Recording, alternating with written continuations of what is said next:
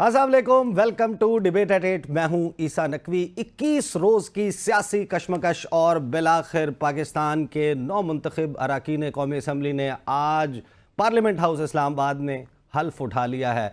सबसे बड़ा सवाल ये है कि अवाम के मुंतखब नुमाइंदे जिनके इंतखाब के ऊपर बड़े बड़े सवालिया निशान लगे हुए हैं, क्या वो अवाम की नुमाइंदगी का हक अदा कर पाएंगे? कौन से बड़े देरीना मसाइल हैं जो इस वक्त पाकिस्तान की आवाम को दरपेश हैं, और पाकिस्तान के सियासतदान क्या अपनी ही लड़ाई में मसरूफ़ रहेंगे या फिर कोई तवज्जो आवाम के मसाइल की तरफ भी होगी? आज कौमी असम्बली का इजलास चोर चोर के नारों, इमरान खान जिंदाबाद, इमरान खान को रिहा करो, और जिस किस्म की मछली मंडी का मंजर पेश कर रहा था, ये समझने के लिए काफ़ी है कि अगर अगले 5 साल मौजूदा कौमी असम्बली कायम रहती है तो फिर किस किस्म के सीन्स आपको देखने को मिलेंगे।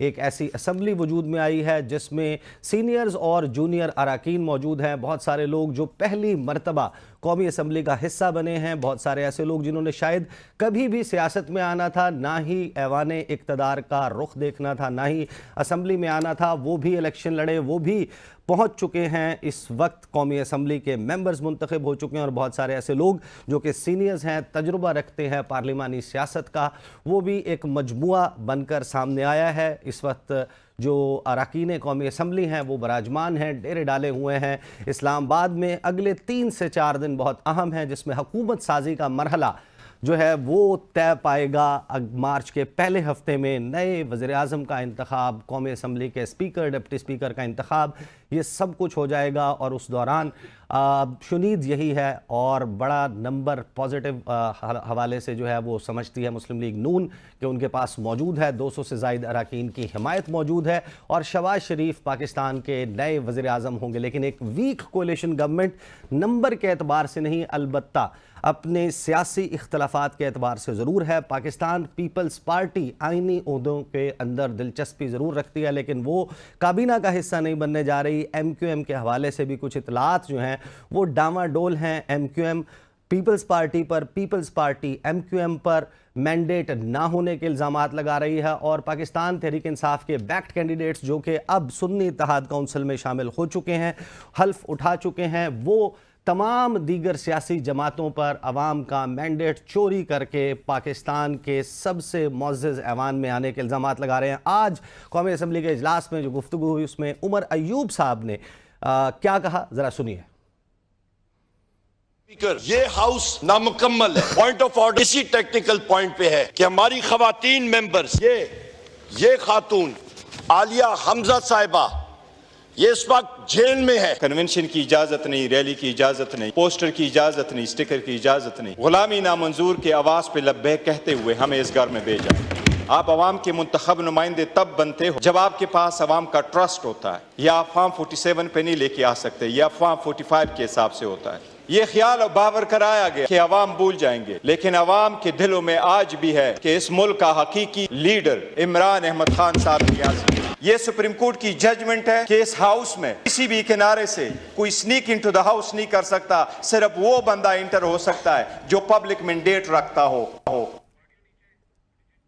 कौमी असम्बली के अरकान ने एक ऐसे वक्त में हल्फ उठाया जबकि ये ऐवान नामुकम्मल है। ख़वातीन की मखसूस नशिस्तें, उसके ऊपर बहुत सारे लोग जिनकी अनाउंसमेंट होनी थी, जिन ख़वातीन की, वो फ़ैसला अभी तक महफूज है। पाकिस्तान तहरीक इंसाफ और अब सुन्नी इत्तेहाद काउंसिल इस हवाले से अपने लीगल ऑप्शंस इस्तेमाल करते हुए नज़र आती है, और दूसरी तरफ मुस्लिम लीग नवाज़, पाकिस्तान पीपल्स पार्टी और MQM JUIF, ये वो जमातें हैं जो इलेक्शन कमीशन ऑफ पाकिस्तान से ये दरख्वास्त कर रहे हैं कि वो मखसूस नशिस्त जो कि हिस्सा बनती हैं उन लोगों का जो इमरान खान के नाम का वोट लेकर आए हैं, वो मखसूस नशिस्तें भी उनको दे दी जाएं। 20 से ज़ायद मखसूस नशिस्तों पर नज़र है पाकिस्तान की उन सियासी जमातों की कि शायद इखलाकी एतबार से, जमहूरी एतबार से उनका उन पर हक़ नहीं बनता, लेकिन वो बज़िद हैं कि ये सीटें उनको अलॉट की जाएँ।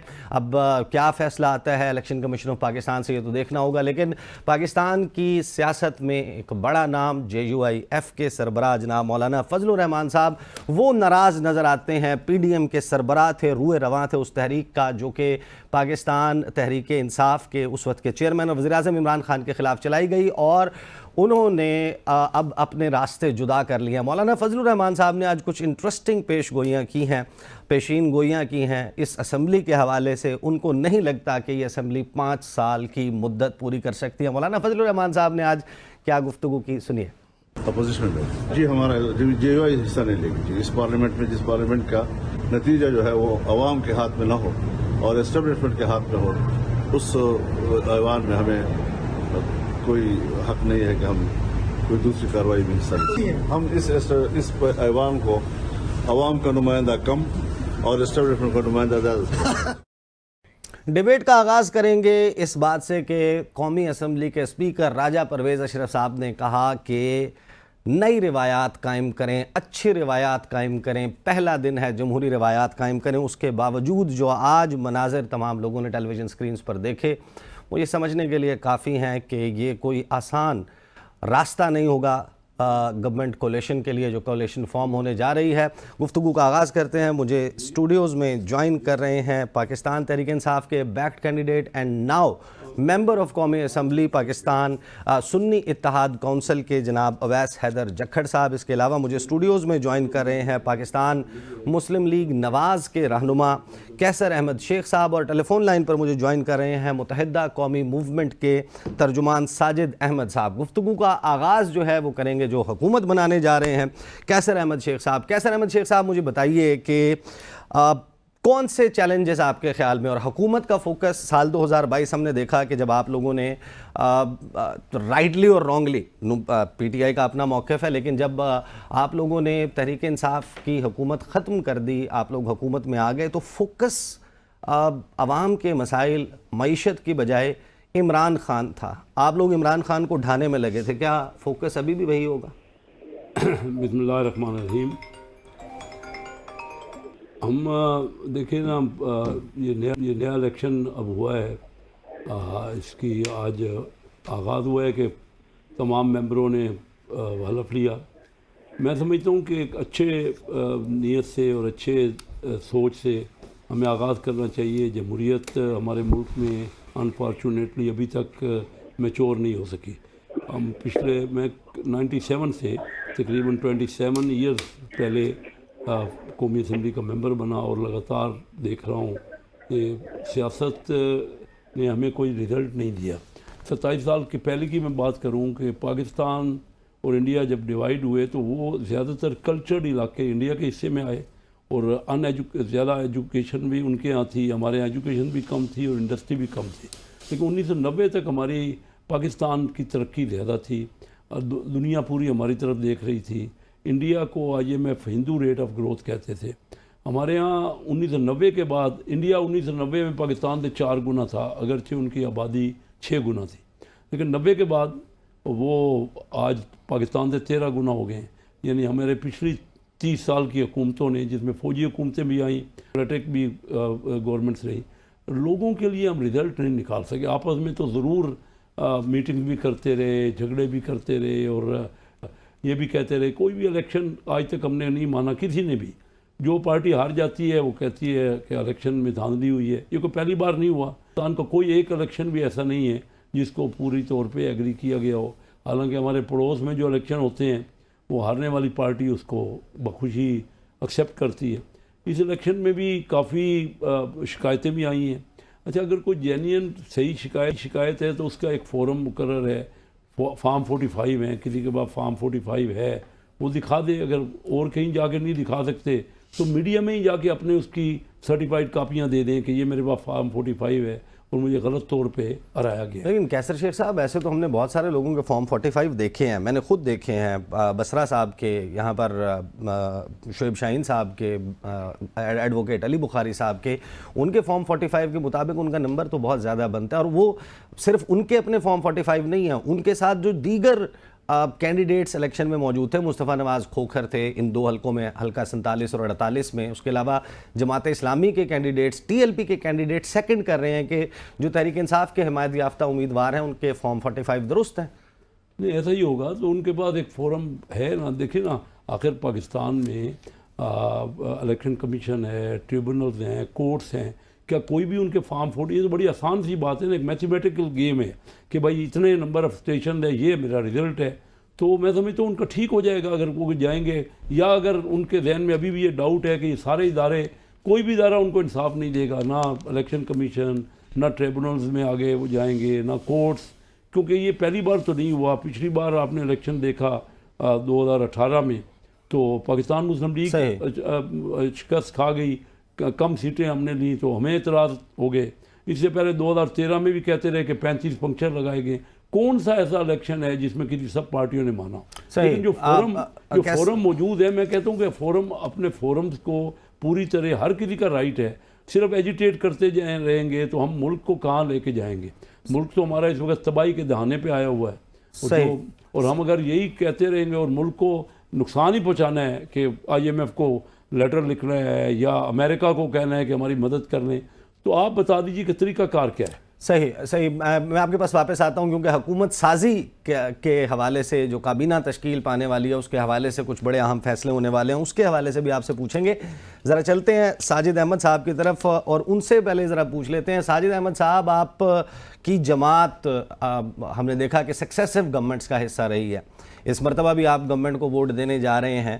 کیا آپ کو کوئی امید ہے؟ بہت سارے لوگ مایوس ہیں، نالاں ہیں، ان کو کوئی ہوپ نظر نہیں آتی، توقع نہیں کا اظہار نہیں کر رہے کہ یہ جو قومی اسمبلی تشکیل پا رہی ہے، جو حکومت بننے جا رہی ہے، یہ کوئی عوامی مسائل پر قابو پا سکے گی. What's your take? آپ کو امید ہے؟ بسم اللہ الرحمن الرحیم. السلام علیکم.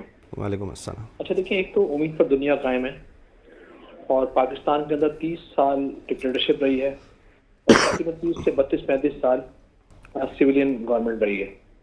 لیکن پاکستان کی تاریخ میں، پاکستان بننے سے آج تک کسی بھی سویلین پرائم منسٹر نے اپنا ٹائم پیریڈ پورا نہیں کیا.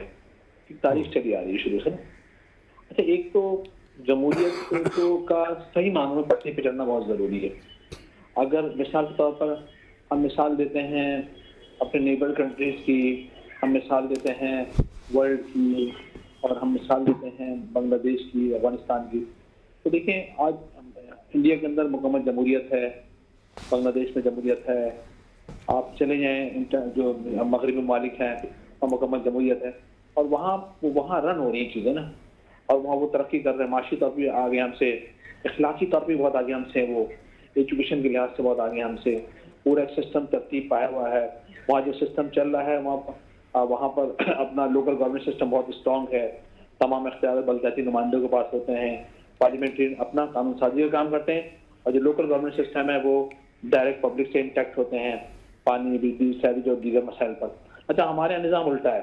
اچھا، ہمارے MLAs MPs سے سب کچھ مانگ رہے ہیں، پانی نہیں ہے، بجلی نہیں ہے. مجھے بڑی حیرت ہوتی ہے کہ بھی الیکشن سے پہلے میں دیکھ رہا تھا کہ مختلف 100% روڈوں پر گلیوں میں جا رہے تھے، لوگوں سے پوچھا جا کے گلی بنی ہے، MLA نے بنائی نہیں بنائی، MP نے بنائی نہیں بنائی، سیویج کا نظام. تو بیسکلی جو پارلیمنٹ کا کام ہوتا ہے وہ قانون سازی ہے، پالیسی میکر. Policy maker. اچھا، ہم نے پالیسی میکر والے ادارے کو ہم نے ڈیولپمنٹ سے کام مانگ رہے ہیں، ٹھیک ہے نا. اور جو لوکل گورنمنٹ سسٹم ہے، جتنی پاکستان میں اب تک جمہوری جماعتیں ہیں مختلف وقتوں میں آئی اور چلی ہیں حکومت کر کے، انہوں نے اس کو اسٹرانگ نہیں کیا. آج یہی وجہ ہے کہ گراؤنڈ پر پنجاب واحد ہم سمجھتے ہیں کہ ایسا صوبہ ہے. ساجد بھائی، آپ کس وعدے پہ شہباز شریف کو ووٹ دینے جا رہی ہے آپ کی جماعت؟ آپ کو کیا یقین دہانی کرائی گئی ہے؟ ہم نے دیکھا پیپلز پارٹی نے مانگا، پیپلز پارٹی نے کہا صدر ہمارا بنا دو، ہمیں گورنرز دے دو خیبر پختونخوا اور پنجاب کے، اور ہم چیئرمین سینٹ اپنا رکھیں گے، ڈپٹی اسپیکر ہم رکھیں گے قومی اسمبلی میں. وہ ایک فارمولے کے تحت آ رہے ہیں، لیکن وہ کابینہ کا حصہ نہیں بن رہے. آپ کن یقین دہانیوں پہ آپ آ رہے ہیں؟ آپ کون سی وزارتیں لے رہے ہیں؟ گورنر سے جو ہے وہ ٹیسوری صاحب رہیں گے یا نہیں؟ ایک تو جب بھی کسی ملک کے اندر الیکشن ہوتے ہیں، اس کے بعد جو بھی جمہوری قوتیں آپس میں کولیشن میں جو بیٹھتی ہے وہ الگ، اور جو اپوزیشن میں بیٹھتی ہے وہ الگ. اچھا، نمبرز کا سارا گیم ہوتا ہے. مثال کے طور پر آپ نے کہا کہ پیپلز پارٹی نے جو مانگا اس کو مل گیا، تو پیپلز پارٹی کے نمبر بہت زیادہ ہیں قومی اسمبلی کے اندر. پیپلز پارٹی کے نمبر صوبائی اسمبلی میں بہت زیادہ ہے. ان کی اپنی کسی کی ضرورت کے بغیر ان کو صوبائی اسمبلی حکومت بنانے میں ان کے لیے کوئی پرابلم نہیں پیش آئی ان کو نا، تو بزرگ بھی کسی کے نہیں ہے. لیکن دیکھیے، اس وقت اگر دیکھا جائے تو اس وقت جو موجودہ حکومت ہے وہ بہت ویک پوزیشن میں کھڑی ہوئی ہے، ٹھیک ہے نا. اور انتخابات پہ بھی کوشچن مارک ہے ایک طرح کا. اور موجودہ حکومت کے لیے بہت بڑے چیلنجز ہیں, ٹھیک ہے نا. ایک تو معیشت کا چیلنج ہے, اگر حکومت ان بیلنس رہے گی, زگ رہے گی اور کولیشن کو پارٹنرز کو ساتھ لے کے نہیں چلے گی, تو جو ان کی ضرورتیں ہیں, مثال کے طور پر کوئی بھی جماعت اپنے لیے اپنی ذات کے لیے کوئی شخص نہیں بنتا. اگر ہم کراچی سے ہمارے 15 MNA منتخب ہوں, حیدرآباد سے 2 MNA منتخب ہوں, 17 MNA, تو ہم کراچی اور حیدرآباد کے مسائل پر ہمیشہ ہم نے بات کی ہے کہ کراچی کے اندر ڈیولپمنٹ ہونی چاہیے, کراچی میں ٹرانسپورٹ کا نظام ہونا چاہیے, کراچی میں ہیلتھ سیکٹر اچھا ہونا چاہیے, اور کراچی میں بلدیاتی, بلکہ پورے پاکستان میں بلدیاتی نمائندوں کا اسٹرانگ ہونا بہت ضروری ہے. تمام ان کو پاور ہونا چاہیے. ساجد بھائی کابینہ میں بیٹھ رہے ہیں کہ نہیں بیٹھ رہے؟ یہ بھی بات دیکھیں, اس وقت جو صورتحال ہے پیپلز پارٹی کی بھی مختلف حوالوں سے نون لیگ سے بات چیت چل رہی ہے. میرے خیال میں کوئی حتمی بات ابھی تک نہیں ہو سکی. ابھی تک آپ نے فیصلہ نہیں کیا کہ آپ شہباز شریف کی کابینہ میں بیٹھیں گے؟ ہم ان دونوں کی بارگننگ پوزیشن کو دیکھ رہے ہیں کہ کس طرح سے پہنچتے ہیں. پھر تک پارٹی ہم ہے نا, اس کے بعد ہم سے بات چیت کریں گے. بات چیت چل رہی ہے سر, بات چیت چلیے. اچھا میں واپس آتا ہوں ساجد صاحب آپ کے پاس. اویس حیدر جکھڑ صاحب پہلی مرتبہ 29 ایئرز اولڈ آپ بنے ہیں MNA اور تحریک انصاف بیکڈ کینڈیڈیٹ تھے, اب سنی اتحاد کونسل کے رکن کے طور پر آپ قومی اسمبلی کا حصہ ہیں. آپ کا جو ایکسپیرینس ہے, آپ ظاہر ہے کہ آپ کا you come of a political family, ذرا ہمیں بتائیں کہ یہ جو اسمبلی ہے, اس اسمبلی سے آپ کو امید ہے کہ آپ ایک ایکٹیو ممبر کے طور پر کوئی عوام کی بہتری کے لیے بھی کچھ کر سکیں گے؟ بسم اللہ الرحمن الرحیم. ایاک نعبد و ایاک نستعین. سبحان اللہ و بحمدہ و عدد خلقہ و رضاء نفسہ و وزنت عرشہ و مداد کلماتہ. سب سے پہلے میں آپ کو شکریہ ادا کروں گا کہ آپ نے مجھے اپنے پروگرام میں دعوت دی. گزارش یہ ہے کہ اس اسمبلی سے کیسے ہم توقعات رکھیں کہ جس میں کچھ MNAs ایسے آئے بیٹھے ہیں جو کہ عوام کے مینڈیٹ کو چرا کے آئے بیٹھے ہیں. بہت سے MNAs ایسے ہیں جو 9 فروری کو بنے ہیں, بہت سے MNAs ایسے ہیں جو فارم 47 پر MNA بن کر آئے ہیں. مجھ سے پہلے جو میرے بزرگ ادھر گفتگو کر رہے تھے کہ دھاندلی کے لیے ہمارے پاس فارم موجود ہیں اور الیکشن ٹریبیونلز میں جائیں. اب NA 154 ہمارے بھائی ہیں فراز نون صاحب, ان کو الیکشن ہرا دیا گیا ہے. اب ریکاؤنٹنگ کی درخواست دی گئی ہے. ان کے نیشنل اسمبلی میں آ کر ان کے ممبرشپ کارڈ بن گئے. چونکہ اب یہ دیکھیں دھاندلی کا انہوں نے اس طرح سے دھاندلی کی ہے کہ ریجیکٹڈ ووٹس پہلے 7,000 تھے اور دوبارہ ریکاؤنٹنگ جب ہو گئی ہے اب ریجیکٹڈ ووٹس 20,000 ہیں. تو کہاں جائیں ہم انصاف کے لیے؟ پاکستان تحریک انصاف کے ساتھ جو پچھلے 12-13 مہینوں میں ظلم و زیادتی ہوئی ہے, آپ یہ دیکھیں انہوں نے تو آئین کی دھجیاں اڑا دی ہیں. آئین کا article 14 inviolability of dignity of man, اس کے بعد آئین کا article 15 freedom of movement, 16 article freedom of assembly اور article number 19 freedom of speech. آپ یہ بتائیں ان سب آرٹیکلس کی دھجیاں اڑائی گئیں. پاکستان تحریک انصاف کے ساتھ جو زیادتی ہوئی ہے, میں آپ کو یہ بتاؤں پاکستان تحریک انصاف کا جھنڈا لہرانا ایسے تھا کہ جیسے آپ نے کوئی AK-47 اٹھائی ہوئی ہے. تو گزارش ہے کس طرح سے ہم یہ ایکسپیکٹ کریں, ان کے جو بیٹھے تھے سارے کے سارے ROs, یہ الیکشن کمیشن, یہ بھی تو انہی کے اپنے تھے. صرف یہ ان کو ہی نوازنا تھا, اس لیے دوبارہ یہ اقتدار میں ان کو زبردستی لے کر آنے کی کوشش کی جا رہی ہے. پاکستان تحریک انصاف کی 180 سیٹس تھیں. پاکستان تحریک انصاف کے جتنے بھی کارکنان ہیں ان کے منشور اور ان کے مینڈیٹ کو چرایا گیا. یہ تو میں پہلے بھی ایک دفعہ ڈسکس کر چکا ایک ٹاک شو میں. الجزیرہ کی یہ رپورٹ تھی, ورلڈ ٹائمز کی یہ رپورٹ تھی کہ پاکستان میں پاکستان تحریک انصاف کی جو پاپولیرٹی ہے وہ 95% ہے. اور یہ تو الجزیرہ نے بھی کہا ہے کہ پاکستان میں پاکستان تحریک انصاف کے حمایت یافتہ امیدواران نے 180 سیٹس لی ہیں. تو کیسے ان سے ہم توقع کر سکتے ہیں؟ اور اس کے بعد ایک فلسفہ ہے کہ کسی بھی ملک کی ترقی کا راز اس میں ہے کہ جب وہاں پر 3 جمہوری حکومتیں اپنا دور مکمل کرتی ہیں تب وہ ملک جا کر ترقی کی راہ پر گامزن ہوتا ہے. بدقسمتی سے انہوں نے ہماری یہ جو تیسری جمہوری حکومت تھی یہ پوری ہو رہی تھی, انہوں نے امریکی سازش کے تھرو, سائفر کے تھرو ہمارے عمران خان صاحب کو انہوں نے ڈی تھرون کیا, رجیم چینج کیا, اور آج آپ حالت دیکھ رہے ہیں جو ملک کی صورتحال ہے. صحیح. جگڑ صاحب آپ سے جو مستقبل کی پالیسی ہے اس کے اوپر بھی بریک لیں گے اور بریک کے بعد واپس آئیں گے, بات کریں گے جو حکومت سازی ہونے جا رہی ہے اس میں کون کون سے بڑے فیصلے آن دا کارڈز ہیں. بات کرتے ہیں after the break. Welcome back after the break.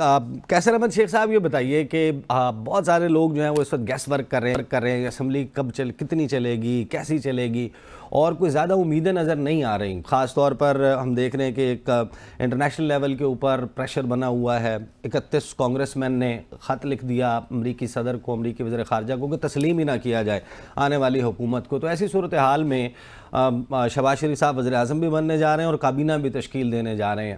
اب سب سے اہم محکمہ ہے وہ ہے خزانہ کا, اور اس وقت اب لابنگ چل رہی ہے, ایکٹیو لابنگ, اور بہت زیادہ لوگ بات کر رہے ہیں کہ اسحاق ڈار صاحب اس مرتبہ بھی وزیر خزانہ بننے کے لیے پر تول رہے ہیں.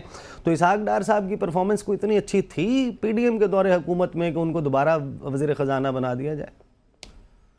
جی دیکھیے, میں آپ کو بڑا کلیئر کٹ بتاؤں کہ میں خود کیونکہ اکانومی کے سائڈ کا ہوں شروع سے ہی, یعنی بہت کم لوگ ایسے ہوں گے کہ میری فیملی 140 سال سے بزنس میں ہے. میرے گریٹ گرینڈ فادر چنیوٹ سے کلکتہ گئے, پھر ہمارا مدراس اور آگرہ, وہ کراچی میں بزنس تھا بیفور پارٹیشن.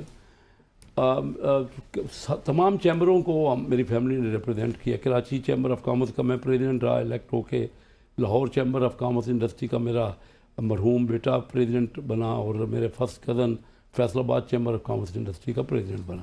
چنیوٹ سے میں الیکشن لڑتا ہوں, 7واں میرا ہے الیکشن. تو ہمارے لوگ تو نہیں آتے پالیٹکس میں, میں تو انٹینشن ہی یہی تھی, کیونکہ ڈاکٹر محبوب الحق صاحب میرے بڑے گہرے دوست تھے مرحوم. 98 میں ان کا انتقال ہوا, اور ان کے بعد ان کی بیگم نے مجھے ان کی جگہ پہ نامینیٹ کیا کہ میں ریپرزینٹ کروں ان کو. مقصد صرف یہ ہے کہ پاکستان کی اکانومی, میں نے پہلے ذکر کیا کہ پچھلے 30 سال میں بہت میس ہوا, اس میں مختلف حکومتیں آئیں. اب اصل آپ کا جو آئین ہے نا, جس پہ میں زور دیتا ہوں, آپ کا آئین کہتا ہے کہ بجٹ اور فائنینشیل میٹرز میں ووٹ جو ہے وہ صرف اور صرف قومی اسمبلی کے الیکٹڈ نمائندے دے سکتے ہیں, اس میں سینٹ کے لوگ بھی ووٹ بھی نہیں کر سکتے. اور ہمارے یہاں پورے کا پورا بجٹ جو ہے وہ پیش کر دیا جاتا ہے صرف اسمبلی کے پاس, اور ان کو کوئی یہ رائے نہیں ہے کہ وہ اس کو نہ کر سکتے ہیں. اپنی تقریر ضرور کر سکتے ہیں, لیکن اس میں ان کے پاس ووٹنگ کا رائٹ یعنی میرے پاس نہیں ہے کہ اگر میں چاہوں بھی کہ یہ غلط بجٹ میں ہوا تو میں اگر ووٹ اس کے خلاف دوں گا تو میں اسمبلی کا ممبر ہی ختم ہو جاؤں. ہم پتہ نہیں کس قسم کی الجھنوں میں پڑے ہوئے ہیں. تو ہماری اکانومی تو سدھر نہیں رہی. پہلے میں نے آپ سے ذکر کیا کہ 4 گنا تھی 1990 میں انڈیا, آج 13 گنا ہو گئی.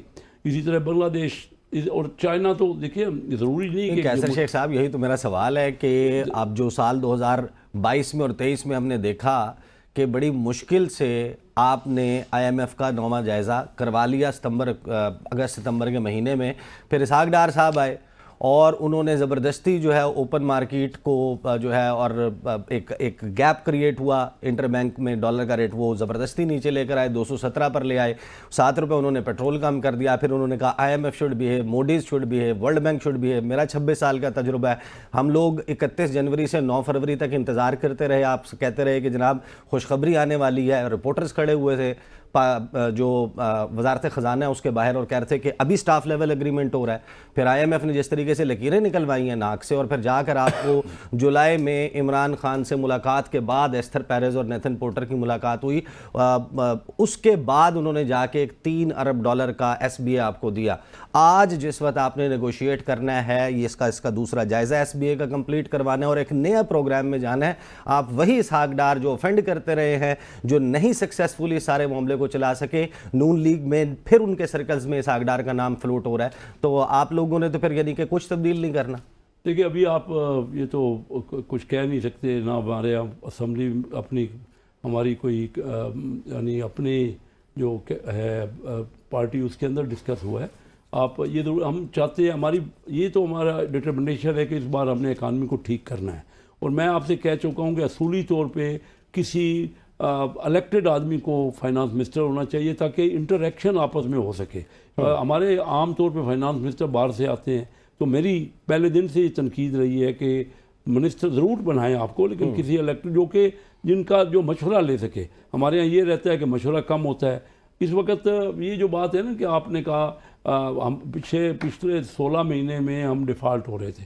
اسحاق ڈار صاحب ایک قابل آدمی ہیں, میرا ان سے پالیسی میں اختلاف بھی رہا ہے, لیکن یہ کہنا کہ انہوں نے بھی بڑی محنت کی ہے. خود میاں شہباز شریف صاحب گئے اور IMF سے جا کے سمجھوتا ہوا, ہم ڈیفالٹ ہو رہے تھے. میری اگر اس کا ثبوت میں یہ دینا چاہ رہا ہوں کہ جیسے ہی ہماری حکومت آئی 22 مہینے پہلے میں نے حکومت ڈیفالٹ سے بچ گئی، لوگ ڈیفالٹ ہو گئے، جو لوگوں کا دیوالیہ نکل گیا، جو لوگوں کے ساتھ جو بجلی کی قیمتیں ہیں، جو اس مرتبہ گیس کی قیمتیں، جو بل آ رہے ہیں، اور ابھی یہ تو جولائی اور اگست کے پچھلے بلوں کو لوگ چیخ رہے تھے، آج آپ کے آنے سے پہلے 7-8 روپے پھر یونٹ کا جو ہے وہ بجلی کا بڑھ گیا ہے۔ اور نئے پروگرام میں بھی اسحاق ڈار کس طریقے سے آپ ہمیں گارنٹی دے سکتے ہیں کہ وہ ایک میک شور کریں گے کہ عوام پروٹیکٹڈ رہے ایسے پروگرام؟ یہ تو کوئی شک نہیں ہے کہ عوام اس وقت بڑی تکلیف میں ہے، اس میں تو کوئی، لیکن یہ آپ کہیں کہ ہم نے وہ کر دیا 16 مہینے سے پہلے۔ میں کہہ رہا ہوں کہ جب شروع ہوئی 12 مئی کو میری ایک 25 منٹ کی اسمبلی میں تقریر ہے، صرف 15-20 دن جب ہماری حکومت آئی تھی، میں نے کہا کہ ہم بالکل دیوالیہ ہونے کی پوزیشن میں، جو یہ چھوڑ کے گئے، انہوں نے جو کمٹمنٹ کی جا کے وہاں آئی ایم ایف سے، کیونکہ ان میں میچورٹی نہیں ہے، ان کا ابھی نئے یہ سیاست میں ہے نا، یا حکومت میں نئے آئے تھے، 3.5 سال کی حکومت تھی، تو بات یہ ہے کہ جو کمٹمنٹ کر کے گئے، کہا انہوں نے کہ ڈیزل کی پرائزز ہم اس طرح رکھیں گے، اور اس کو کم کر دیا جا کے، تو آئی ایم ایف ناراض ہو گئی۔ کوئی جا کے میاں شہباز شریف صاحب کو خود انٹروین کرنا، میں نہیں کہہ رہا ہمارے میں آپ کے پاس واپس آتا ہوں، that I agree with Imran Khan صاحب نے جس دن 160 سے 170 روپے پیٹرول جانا تھا، انہوں نے 150 کر دیا، 5 روپے بجلی کا یونٹ بڑھنا تھا، اس کو 5 روپے کم کر دیا، جون تک اس کو وفاقی کابینہ کے ذریعے لاک کر دیا کہ اس میں تبدیلی نہیں ہوگی، لیکن اپریل میں آپ آ گئے تھے، آپ کے ہاتھ کس نے باندھے ہوئے تھے کہ آپ اس کو جون تک چینج نہ کریں؟ آپ لوگوں نے ڈیسیجن میکنگ میں ڈیلے کیا، جس کی وجہ سے یہ سب کچھ ہوا۔ آپ بری و ذمہ کم از کم نہیں ہو سکتے میرے خیال میں۔ مجھے ساجد احمد صاحب کے پاس جانے دیں۔ میں تو خود اس پہ کہتا رہا، آپ دوست کہہ رہے ہیں، لیکن جب ہم آئے تو ہماری امپورٹ تھی $70 ارب، جب جون 2022 کی فگر دے رہا ہوں، ساجد احمد صاحب کو شامل جی میں ختم کر رہا ہوں، $70 ارب کی امپورٹ تھی اور $30 ارب کی ایکسپورٹ تھی، جو چھوڑ کے گئے۔ $40 ارب کا ٹریڈ میں اگر ڈفرنس نہ ہو تو کوئی آسان معاملہ نہیں ہے، نہ بھی آسان ہے۔ ابھی یہ کیسا ٹائٹ روپ یہ کیسے ہوگا؟ ساجد احمد صاحب ہمیں یہ بتائیں کہ اگر کوئی کھانا بنانے والا خود کھانا کھانے سے انکار کر دے تو ہم لوگ تو شک کریں گے نا، کھانے میں کچھ ملا ہوا ہے یا بد ذائقہ ہے۔ پیپلز پارٹی بھی حکومت میں کابینہ میں بیٹھنے کو تیار نہیں ہے، آپ نے بھی ابھی تک فیصلہ نہیں کیا، یعنی کہ آپ لوگوں میں سے کسی کو یقین نہیں ہے کہ شہباز شریف صاحب کی حکومت ڈیلیور کرے گی یا چل پائے گی، اور اس کا بوجھ اتنا ہوگا کہ آپ وہ لینے کے لیے تیار نہیں ہیں، یہ سمجھے ہم؟ دیکھیے، ایک تو پیپلز پارٹی نے تقریباً سب کچھ لے لی میرے حساب سے نا، جیسے جو سن رہے ہیں ابھی، تو جب سب اپنی پوزیشن پہ آئیں گے تو اندازہ ہوگا، سینٹ کا چیئرمین مانگ رہے ہیں اور فلاں جو کچھ بھی نا اپنے نمبرز کی بیس پر سب کچھ کر رہے ہیں، ٹھیک نا۔ اچھا دیکھیے، اب مثال کے طور پر موجودہ گورنمنٹ آتی ہے، لیکن سب کچھ کہیں نہ کہیں سے ایک دوسرے کے تحاجز تھا رہے نا، پیپلز پارٹی نون کی، ایم کے ایم کے پاس بھی نون لیگ آئی ہے، ان سے بات چیت چل رہی ہے، تو آنے والے وقتوں میں جو بھی پالیسی موجودہ گورنمنٹ بنائے گی اس کا بوجھ سب کو اٹھانا ہے، ٹھیک ہے نا۔ اچھا دیکھیے، جب مجھے اچھی طرح یاد ہے عمران خان صاحب کی جب گورنمنٹ آئی تھی تو انہوں نے 6 مہینے تک، اسد عمر صاحب ان کے فائنانس منسٹر تھے، 6 مہینے تک یہ آئی ایم ایف کے پاس نہیں گئے تھے، یہ بہت بڑا لاس کیا تھا۔ اور پھر جس طرح انہوں نے چیزیں، مختلف چیزوں کی پرائز لاک کر دی تھی، پیٹرول پرائز، ٹیکس پرائز، جو بھی چیزیں، اس سے بہت نقصان ہوتا ہے۔ مجھے ایسا لگتا ہے کہ شاید 1 سال پہلے شاید ان کو پتہ چل گیا تھا کہ ہماری حکومت جانے والی ہے نا، تو انہوں نے تمام چیزوں کو لاک کر دیا۔ اب لاک نہیں کرنا چاہیے تھا، اگر وہ چیز تصدق کے ساتھ اوپر نیچے چیزیں ہوتی رہتی تو آج بیلنس رہتا چیزوں میں نا۔ اور وہی وجہ ہے کہ 1 سال تک پرائز کا نہ بڑھانا، 6 مہینے تک آئی ایم ایف کے پاس نہ جانا، پاکستان کی تاریخ اٹھانے، پاکستان آج سے پاکستان بننے کے بعد سے کچھ سالوں کے بعد سے اور آج تک آئی ایم ایف کے پاس جاتا رہا وہ۔ اب وہ الگ بات ہے کہ پاکستان میں جتنی جمہوری یا سویلین غیر سویلین حکومتیں ہیں، انہوں نے آئی ایم ایف سے، آئی ایم ایف چنگل سے نکلنے کی اپنے آپ کوشش نہیں کی یا نکالنے کی کوشش نہیں کی اس ملک کو میرے خیال میں نا، لیکن اب بہت زیادہ سیریس ہو کر اس پر کام کرنا چاہیے کہ غلامی سے ہمیں باہر کس طرح آنا ہے۔ اس میں موجودہ گورنمنٹ کو بھی اور جو اپوزیشن بینچز ہیں، جو لوگ بیٹھیں گے پی ٹی آئی کے بھائی جو بھی ہمارے، اور ان کو بھی چاہیے کہ وہ اپنا رول پلے کریں کہ کس طرح سے یہ ملک معاشی طور پہ اسٹیبل ہو۔ اگر یہ ملک معاشی طور پہ اسٹیبل نہیں ہوا تو پھر ملک کی سرحدوں کو خطرہ پیش آ جاتا ہے نا، ٹھیک ہے نا۔ ساجد بھائی، میں نا بڑا اس بات کا انتظار کر رہا ہوں کہ کوئی نون لیگ کے پولیٹیشنز ہمیں، ایم کیو ایم کے، پیپلز پارٹی کے ملیں، جو مکمل یقین کے ساتھ، ایک مضبوط لہجے کے ساتھ عوام کو اس وقت یقین دلائیں کہ آپ کے مسئلے حل ہونے والے ہیں۔ میں جس سے بھی سوال کرتا ہوں، اور عمران خان کا کوئی بھی کمزور یا غلط فیصلہ اس بات کا جواز نہیں ہو سکتا کہ پی ڈی ایم کے لوگ جو ہیں وہ جواز پیش کریں کہ عمران خان نے یہ کیا تھا. بھائی وہ عمران خان کا آپ سے مختلف ہے نا، وہ ایک اور سیاسی جماعت ہے، ان کا فیصلہ عوام جانے، وہ جانے، اس کا نتیجہ تو وہاں پہ ہوگا. آپ کا کوئی بھی کمزور فیصلہ جو ہے، مجھے ایک کوئک بریک کے بعد میں واپس آتا ہوں. میں آپ ہی سے شروع جکھڑ صاحب سے پوچھیں گے کہ یہ ایک ایسا جو اس وقت حکومت بن رہی ہے، ایک ویک کولیشن جن کے اندر دراڑیں موجود ہیں، نمبر ہے لیکن اپنے ڈیفرنسز موجود ہیں، اس کو کس قسم کا ٹف ٹائم دے سکتے ہیں یا نہیں دے سکتے؟ بات کرتے ہیں آفٹر دی بریک.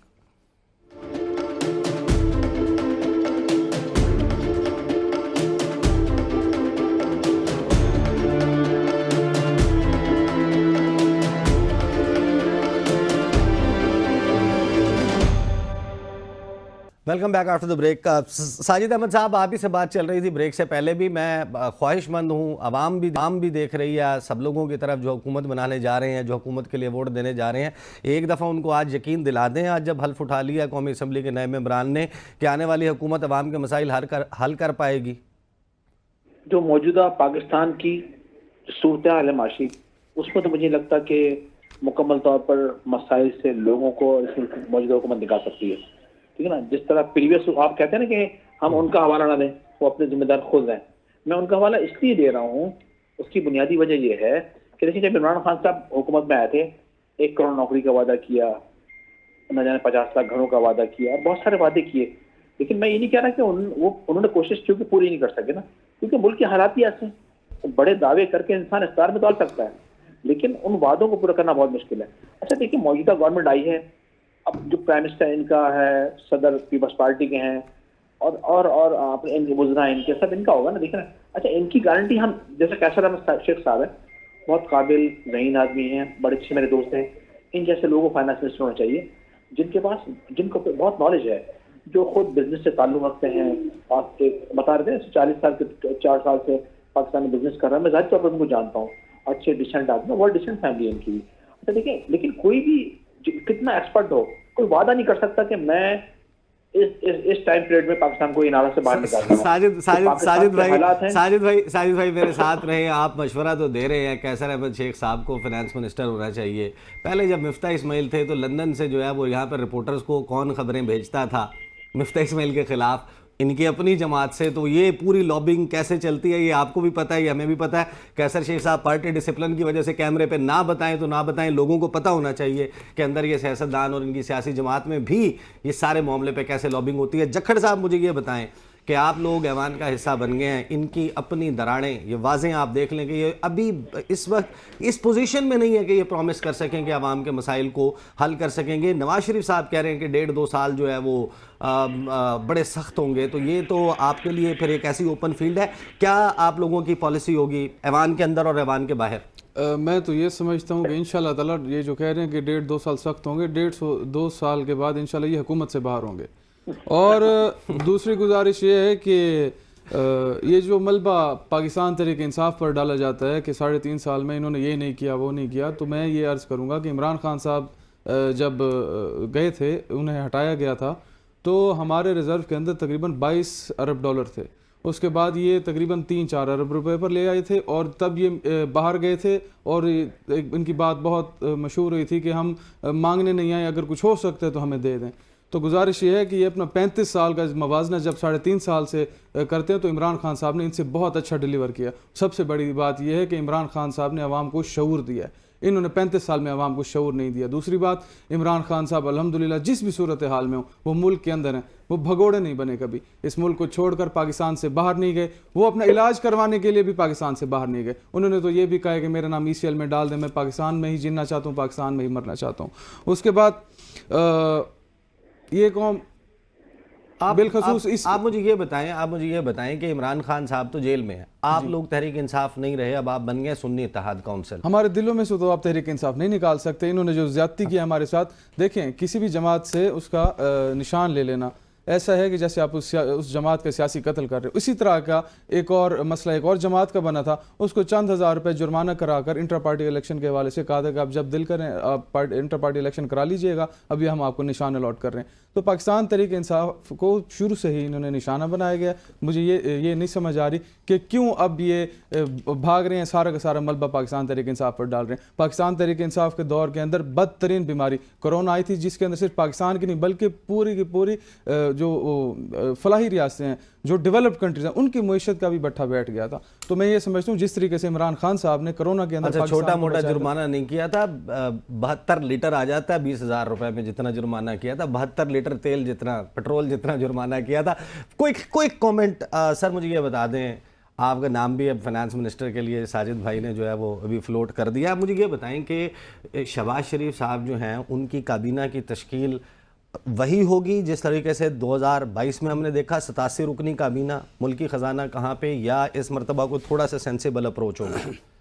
جی ہم جو سن رہے ہیں وہ یہ ہے کہ ایک مختصر کیبنٹ ہوگی انشاءاللہ. شہباز شریف صاحب بہت قابل ہیں, انہوں نے پرفارمنس اپنی پنجاب میں جو دی ہے وہ آج تک لوگ اس کی مثال دیتے ہیں. 16 مہینے ٹف تھے, کوئی ڈاؤٹ نہیں ہے کہ اس میں ہم کیونکہ ہم تو صرف نکلنا چاہتے تھے ڈیفالٹ سے, اور بڑی محنت کی گئی اس دوران بھی.